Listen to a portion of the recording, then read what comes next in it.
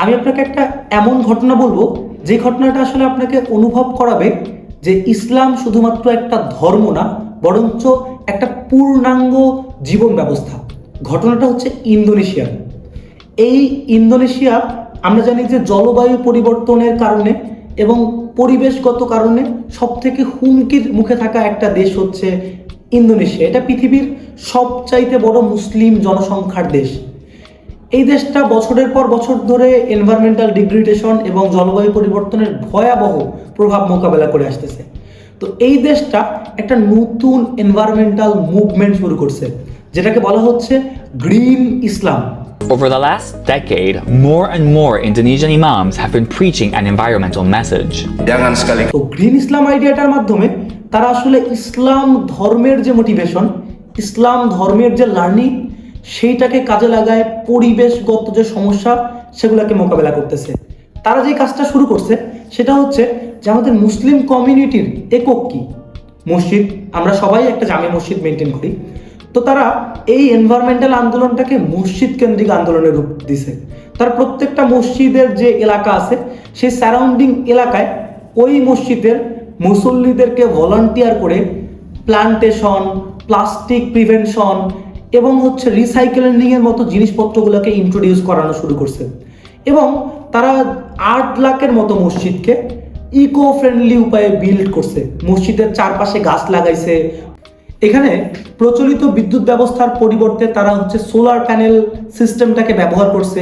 উজুর পানিকে রিসাইকেল করার মতো আইডিয়াগুলোকে ইন্ট্রোডিউস করাইছে এবং প্রত্যেক জুমায় পরিবেশগত ক্রাইসিস নিয়ে আলোচনা করার একটা পরিবেশ গড়ে তুলছে, যার ফলে প্রচুর মানুষ এই জলবায়ু পরিবর্তন এবং পরিবেশ আন্দোলনে ইনভলভ হয়েছে।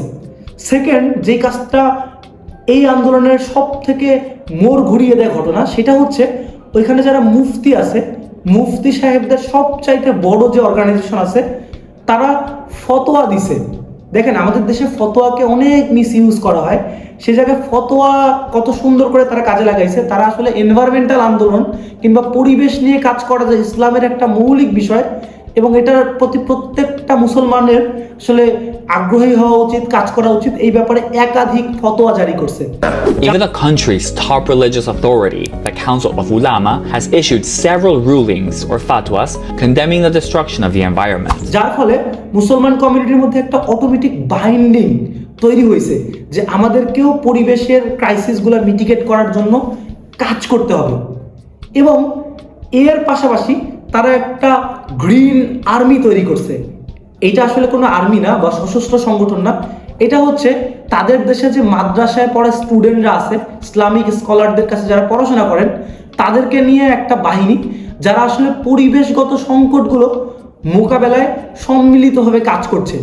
এবং ইন্দোনেশিয়া যেহেতু একটা ন্যাচারাল ডিজাস্টার প্রোন কান্ট্রি, তাই এই যে বিশাল গ্রিন আর্মি, এরা পরিবেশগত সমস্যার পাশাপাশি কোনো প্রাকৃতিক দুর্যোগ হলে সবার আগে ছুটে যাচ্ছে এবং সেটাকে সমাধান করার জন্য কাজ করছে।